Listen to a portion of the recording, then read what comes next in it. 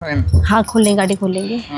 नमस्कार, मेरा नाम नरेंद्र कौर है। तो हम आज एक नई कहानी, पीड़ा से प्रेरणा तक की कहानी पर आए हैं। तो आज हमारे साथ जुड़ी हैं पूनम जी। नमस्कार पूनम जी।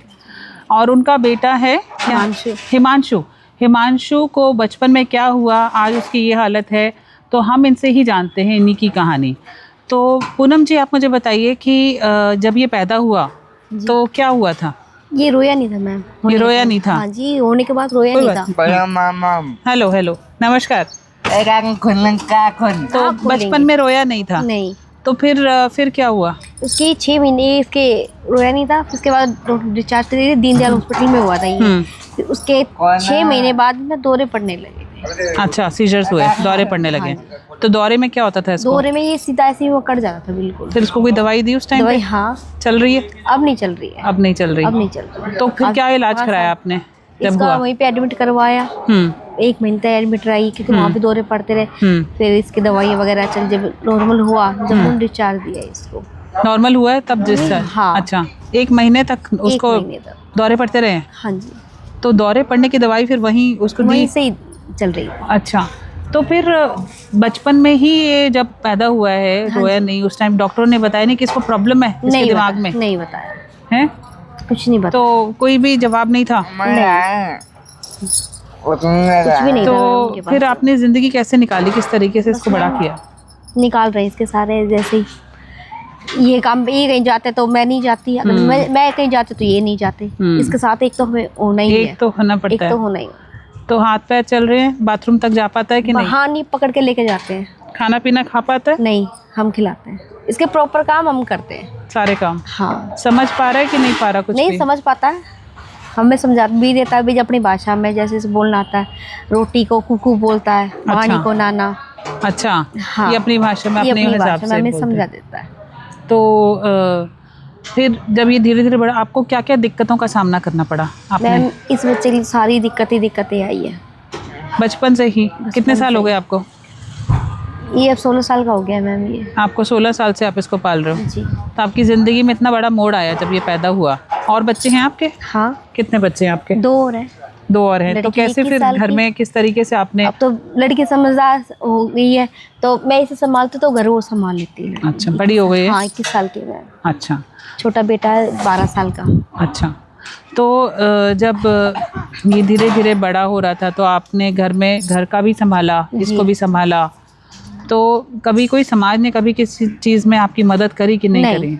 किसी ने कोई उठ के नहीं आया? कोई मदद नहीं करी? नहीं।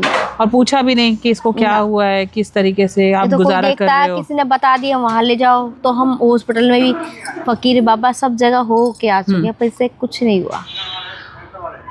सारी दुनिया जो है, जो कोई कहता है बस वहाँ चले जाओ और फ़कीर के पास चले जाओ, बाबा के पास चले जाओ, इस मंदिर चले जाओ, इस जगह माथा टेक लो, हर जगह पे सब कुछ कर लिया, तो इसके बावजूद भी कोई रास्ता नज़र नहीं आता है।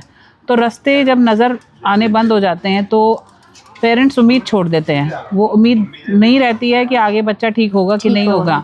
और समाज इस मामले में कोई मदद नहीं करता, और समाज उठ के सिर्फ तमाशा देखने के लिए बैठा होता है कि आएंगे, हंस देंगे और चले जाएंगे। अभी कहीं जाना होता सब्जी मंडी तक तो इसको घर में रह लेता है अकेला, तो बाहर ताला लगा के जब जाना पड़ता मार्केट भी, जैसे बच्चे नहीं होते जाना भी जरूरी होता किसी काम से, तो इसे अंदर बंद करके बाहर ताला लगा के जाती हूँ। घर में कुछ अपने आप ऐसे तो नहीं कि कुछ ऐसा बिल्कुल भी नहीं कि कुछ ऐसे गैस ऑन कर ले या कुछ ऐसा तो नहीं? कुछ भी नहीं करता है। अच्छा, इसका ये सारा दिन क्या रूटीन रहता है इसका? इसका सारे सुबह उठा, अब ये है इतने, इसके पापा हैं इतने, तो सुबह 6 बजे उठेगा, इनके जाने के बाद 11 बजे उठेगा, उठ के चाय पिएगा, फिर वो जेठालाल देखता रहेगा, तारक मेहता। अच्छा, टीवी देखता है? टीवी देखता रहेगा बस, या गाने सुना दो। अच्छा, गाने बस, गाना टीवी, और उसके अलावा से कोई मतलब नहीं इसे। हाँ, इनके होने के बाद तो फिर गाड़ियाँ दिखती है इसको, फिर पापा आ गए गाड़ी में बिठा दो। अच्छा, फिर शाम हो जाती है? शाम हो जाती है, फिर चाय पानी का टाइम, फिर अंदर ले चलो मम्मा, बाहर जाना क्या बता भी देता, बाहर चलना, बाहर चलो। तो आपको तकलीफ अंदर से अपने जब सोचते हो ये चीज़ें तो इसको एक्सेप्ट करिए? रोते हैं। अभी हमें तो संभाल रहे हैं, हमारे बाद में कौन संभालेगा? हम तो ऊपर वाले से भी दुआ करते हैं, कोई नहीं करता होगा वहाँ पर, हम करते हैं भाई, हमारे से पहले इसे उठाइयो, हमारे पास कोई नहीं दिखेगा, ये भाई बहन भी नहीं देखेगा। ये बात तो मैंने घर घर जाके ये कहानी मैं जब सुन रही हूँ कि हमसे पहले हमारे बच्चे को उठा लेना, कौन ये माँ बाप कोई कहता नहीं है? चाहता माँ बाप, पर हम चाहते हैं भी हमारे से पहले से उठाना। हम देख रहे हैं और कोई नहीं देखेगा। तो ये कभी भी आपके आगे कोई ऐसा नहीं आया कि जिसने ये मदद की हो कि आगे बच्चों का फ्यूचर सिक्योर करने के लिए या इन बच्चों के लिए कि कुछ मदद हो जाए, नहीं। किस तरीके से इनको आगे कुछ किया जाए, कोई स्कूल वगैरह में? कुछ नहीं। एक स्कूल में हमने प्राइवेट में डाला था इसको, ये गोला डेयरी मोड़ पे ही है, दिल्ली स्पेशल स्कूल। इसको डाला 3,500 पे फीस के हमने वो भी कर ली। मैं कोई नहीं, इसको मैं अप डाउन मैं ही कराती, बस से आना जाना जैसे मर्जी मैं ही कराती। पर इसको उन्होंने स्कूल वाले बहुत मारा। क्यों? अब ये बच्चा नॉर्मल तो है नहीं, अगर नॉर्मल होता तो आपके स्कूल में आता। बिल्कुल बिल्कुल। तो उन्होंने मारा। उसके बाद स्कूल में नहीं गया, ये डर गया, मैं नहीं चाहूँगा। स्कूल वाले, नॉर्मल स्कूल वाले ऐसे बच्चों को एक्सेप्ट नहीं करते हैं, उसके बाद उनकी बुली करते हैं, उनको मारते हैं, बच्चे उनका मजाक उड़ाते हैं। क्या ये इंसाफ है या क्या ये जस्टिस है? मिनिस्ट्री ऑफ सोशल जस्टिस जो बनी हुई है, तो ये जस्टिस किस बात की हुई? ये मिनिस्ट्री तो बन गई जस्टिस के लिए, तो सोशल जस्टिस के लिए। तो ऐसे लोग रो रहे हैं, वो ये मांग रहे हैं कि हमारा बच्चा हमसे पहले चला जाए। तो क्या ये सोशल जस्टिस है? क्या ये इंसाफ है? तो इंसाफ क्या है? बातें तो बहुत बड़ी बड़ी होती हैं समाज में और बहुत करोड़ों की बातें होती हैं कि हम ये कर रहे हैं, वो कर रहे हैं, बट असलियत क्या है? असलियत तो कुछ और है। असलियत तो ये है ही नहीं कि जो दिखावा है वो कुछ और है, और असलियत तो यहाँ आके पता चलती है कि उस माँ बाप के ऊपर क्या बीत रही है और किस दर्द से वो गुजर रहे हैं। तो क्या आपने वो महसूस भी किया है कभी उस दर्द को? तो बातें हवा में होती हैं सिर्फ, बट दिखावे की दुनिया असली ज़िंदगी की दुनिया नहीं होती है। तो असली ज़िंदगी जो वो होती है जो उसके दर्द को छू के देखे कि वो किस दर्द से निकल रहा है। और कभी पेंशन मिलती है इस बच्चे की? और UDID कार्ड जो होता है? मैं वो नहीं, UDID कार्ड नहीं, वो नहीं बनाया। नहीं, UDID कार्ड होता है, यूनिक डिसेबिलिटी कार्ड होता है, जो इन बच्चों का बनता है। और वो बहुत ज़रूरी है क्योंकि कहीं भी डॉक्टर के पास हॉस्पिटल जाना है, कुछ भी चीज़ें हैं तो उसके थ्रू होती है। कोई बात नहीं, उस बारे में हम बाद में बात कर लेंगे, क्योंकि वो चीज़ें जो हैं उस पर मुझे काम करना है अभी, और मैं उसमें आपकी मदद ज़रूर करूँगी कि कैसे करना है, क्या करना है। क्योंकि आप पढ़ी लिखी हैं?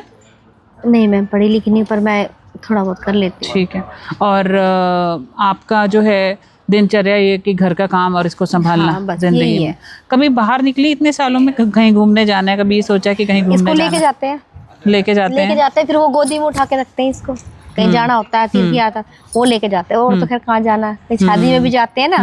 अब परसों गए थे मेरी नंद के यहाँ, तो मैं इसी के पास बैठी थी, हमारा खाना पीना सब अंदर ही आ गया था। मैं बाहर कहीं नहीं जाती, उसको लेके अंदर ही बैठ गई, क्योंकि इस बच्चे को देख के सब ये सोचते ये ऐसा कर रहा है। तो मैं इसको लेके डॉक्टर ने कभी ये नहीं बताया कि प्रॉब्लम क्या हुई है इसको दिमाग में क्या इश्यूज हुए थे? डॉक्टर की गलती थी कि या ये पहले से? हमारी तो गलती थी नहीं कि पूरे टाइम पे हुआ, बस ये मुझे लेबर पेन कभी नहीं होते। लेबर पेन नहीं हुआ, कोई बात नहीं है, वो तो कोई दिक्कत नहीं है। बट नॉर्मल डिलीवरी थी आपकी? नॉर्मल। तो बच्चा होने के बाद तब तक जब हुआ है तब उस टाइम पर ही दिक्कत आ चुकी थी? हाँ, बस उस टाइम आई, रोया नहीं है बस ये। तो वो उस टाइम पे जब टेस्ट होते हैं वो आपने करवाए थे? कुछ टेस्ट सब कुछ करवाए थे। तो कहीं ना कहीं ये दिक्कत बहुत बड़ी हॉस्पिटल्स में और डॉक्टर्स में है, जहाँ पे ऐसे गैप्स आ रहे हैं जहाँ ज़िंदगियाँ बर्बाद हो रही हैं। तो क्या ये डॉक्टर्स की गलती है या ये हॉस्पिटल्स कितनी बड़े तादाद में, जिनके नाम भी मेरे पास आ चुके हैं कि इतने बड़े बड़े हॉस्पिटल हैं, वहाँ पे बच्चे जो हैं परमानेंटली डैमेज हो रहे हैं? तो ये इंसाफ है दुनिया का, या ये इंसाफ है इन लोगों के लिए कि जहाँ पे उस गरीबी में उनको छोड़ दिया जाता है और उसको ज़िंदगी भर के लिए मरने के लिए छोड़ दिया जाता है, और डॉक्टर्स अपनी ज़िंदगी जीते हैं, हॉस्पिटल्स पैसा कमा रहे हैं? तो ये इंसाफ नहीं है, ये सोशल जस्टिस नहीं है, किसी भी तरीके से नहीं है, क्योंकि ये इंसानियत ही नहीं कहलाती, इसको हैवानियत कहते हैं। तो आपको क्या उम्मीद है? आप कुछ उम्मीद रखते हो समाज से? कोई उम्मीद नहीं रखते हैं किसी समाज ने, ना मदद करी है ना मदद करने को है, सिर्फ हंसने के लिए बैठे हैं। तो क्या उम्मीद रखें आप लोगों से, क्या उम्मीद रखें समाज से कि जहाँ पर इंसानियत नाम की चीज़ नहीं रह गई है? तो आगे बस इसी तरीके से जैसे लाइफ चल रही मैम, उसी के ऐसी यही रूटीन है हमारा। तो बच्चे ये बोलता है? हाँ, समझा देता है बोल के, मम्मी पापा इतना, बाबा माँ चाचा, ये ताऊ, ये सब बोलता है। प्यार करता है आपसे? प्यार तो बहुत ज़्यादा है। इमोशंस जो होते हैं ना, ज़्यादा इन है। बच्चों में इमोशंस बहुत होते हैं। हम लोग इंसानियत के नाम पर जो है पैसे की नाम को देखते हैं, पर क्या पैसा सब कुछ है?